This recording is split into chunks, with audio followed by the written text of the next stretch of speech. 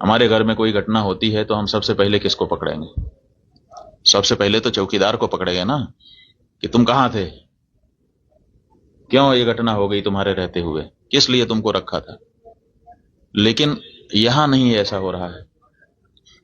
यहां जो है कहते तो हैं कि हम चौकीदार हैं, लेकिन चौकीदारी अगर की गई होती, हाँ चौकीदार अगर अपने काम में पक्का होता है तो उसके ऊपर आक्रमण करके उसको कोई मार दे, लेकिन फिर कहा जाता है कि इस चौकीदार ने अपना निभाया।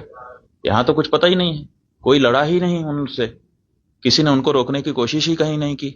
वो आए, घटना की, आराम से चले गए, कहीं पर उनको कोई बाधा नहीं है। कहां है चौकीदार?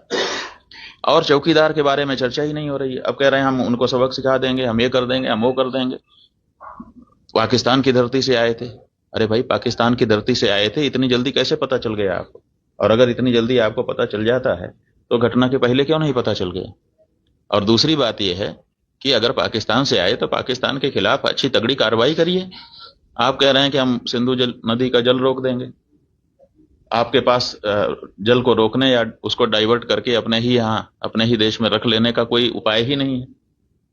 हमने विशेषज्ञों से पूछा कि अगर हम सिंधु नदी का जल पाकिस्तान में जाने से रोकना चाहते हैं तो हमारे पास क्या व्यवस्था है।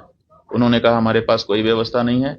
अगर हम आज से शुरू करें कि ऐसी व्यवस्था हम बना लें तो पैसा कितना लगेगा वो तो अभी पूछिए ही मत। अगर पैसा पर्याप्त दे दिया जाए, पैसे के कारण एक दिन भी काम ना रुके, तब भी 20 साल लगेगा, तब हम सिंधु नदी का जल रोक पाएंगे।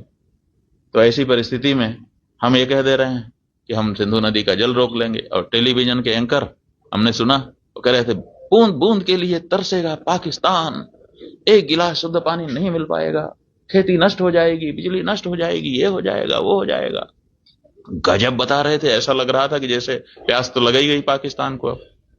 और इधर विशेषज्ञ बता रहे हैं कि हमारे पास पानी को रोक लेने का कोई उपाय ही नहीं है।